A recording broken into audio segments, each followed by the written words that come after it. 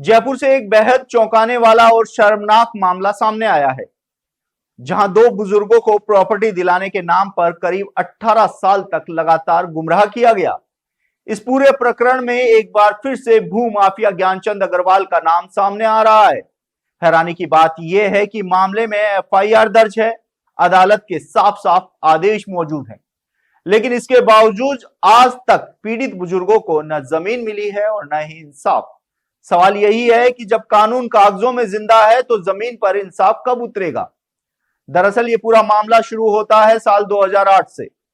ब्रजमोहन खन्ना और उनके साले दोनों ने अपनी जिंदगी की जमा पूंजी अपने बच्चों के भविष्य के लिए जोड़ी थी। हर महीने आरडी, हर महीने एक उम्मीद, और उसी उम्मीद के भरोसे सालों की जमा पूंजी निकालकर ज्ञानचंद अग्रवाल की कंपनी सालासर ओवरसीज को सौंप दी गई।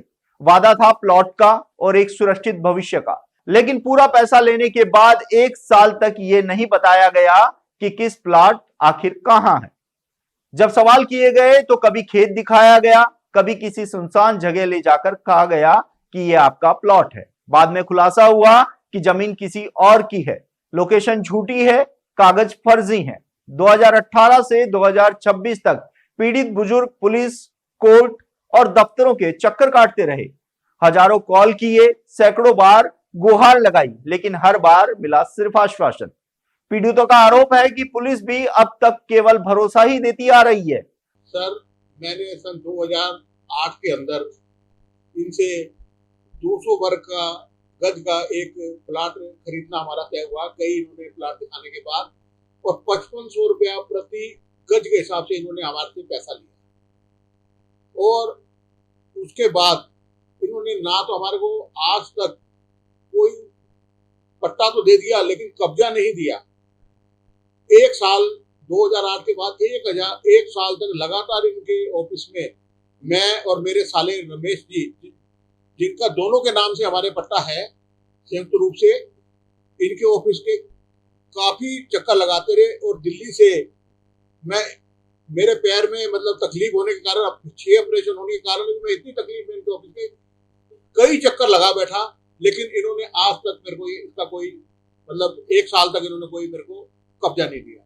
उसके बाद एक साल बाद इन्होंने मेरे को बताया कि भाई ये जो है 2009 के अंदर कि, और मेरे से 1.5 लाख रुपया इन्होंने उस जमीन पर बाउंड्री और एक कमरा बनाने के भी मेरे से नगद ले लिए। और इन्होंने मेरे से 11 लाख रुपए मतलब ये जमीन के पैसे लिए और 1.5 लाख रुपया मेरे से ये बाउंड्री और इसका लिया। सिर्फ इन्होंने, जिसमें से 1,40,000 रुपए की हमारे को रसीद दी, एक और 38,000 की जेडीए में ये जो डेवलपमेंट चार्ज के नाम से इन्होंने हमारे से वसूल किए। उसके बाद इन्होंने ना तो हमारे को कब्जा दिया आज तक। इसके बाद इन्होंने मेरे को बताया कि 2009 के अंदर कि भाई कि आपका ये प्लाट यहाँ है ही नहीं, सेक्टर 48 बना ही नहीं, यहाँ है ही नहीं। तो इन्होंने इसको बदल कर कोई मकाऊ गांव है उसके पास 25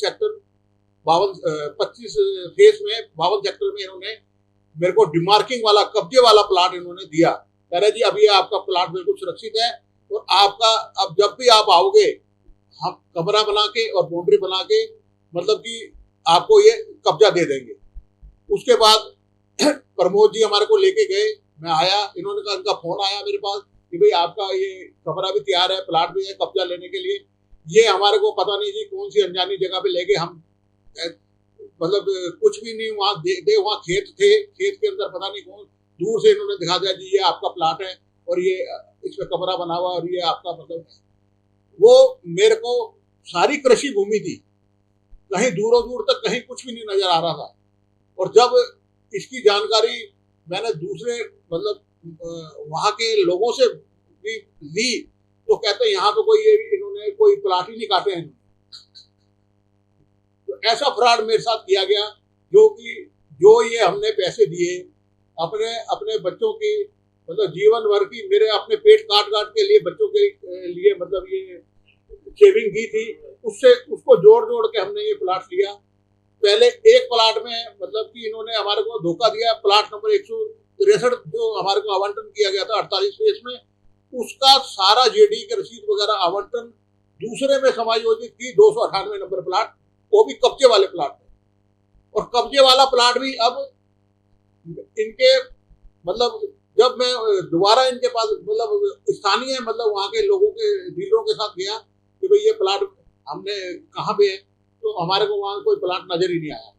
हाँ जी। तो फिर उसके बाद मैंने ज्ञान जी को, प्रमोद जी को लगातार कई फोन किए, किसी ने भी मेरा फोन नहीं उठाया। पिछले 5-7 सालों से इनके विरुद्ध जो है मुकदमे दर्ज हैं जयपुर कमिश्नरेट के अलग अलग थानों में। जयपुर साउथ की मैं बात करूँ तो करीब 350 से 400 मुकदमे इसके विरुद्ध दर्ज हैं। ऑलरेडी काफ़ी मुकदमों में इसकी गिरफ्तारी हो चुकी है और जो मुकदमे पेंडिंग है उनमें भी हम जल्द से जल्द अनुसंधान पूर्ण करके जो भी विधि सम्मत कार्रवाई बनती है वो हम सुनिश्चित करें। सर, ज्ञानचंद का क्या तरीका वारदात होता है कि 350 मुकदमे होना बड़ी बात है सर?